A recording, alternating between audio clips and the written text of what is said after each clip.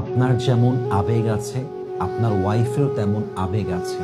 আপনার আবেগের যেমন মূল্যায়ন আছে, আপনার ওয়াইফেরও আবেগের মূল্যায়ন থাকা উচিত। আপনার যেমন চাওয়া পাওয়া আছে, আপনার ওয়াইফেরও তেমন কিছু চাওয়া পাওয়া আছে। আপনার চাওয়া পাওয়ার যদি মূল্য থেকে থাকে, তবে আপনার ওয়াইফেরও চাওয়া পাওয়ার মূল্য থাকা উচিত।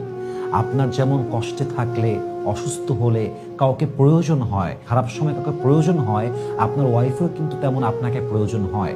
আপনার যেমন বাহিরে ঘুরতে মনে চায়, আপনার ওয়াইফেরও কিন্তু মাঝে মাঝে বাহিরে গিয়ে ঠান্ডা বাতাসে, সবুজ শ্যামল পরিবেশে তারও কিন্তু ঘুরতে মনে চায়, ঠিক কিনা বলেন? আপনার যেমন বন্ধুদের সঙ্গে আড্ডা দিতে মনে চায়, আপনার ওয়াইফেরও মন চায় বান্ধবীর সঙ্গে আড্ডা দিতে। কিন্তু বাস্তবতা হচ্ছে আজকালকার সমাজে একজন স্বামীর আবেগের যে মূল্য আছে, তার কষ্টের যে মূল্য আছে, ওয়াইফের কষ্টের সেই পরিমাণ মূল্য নেই।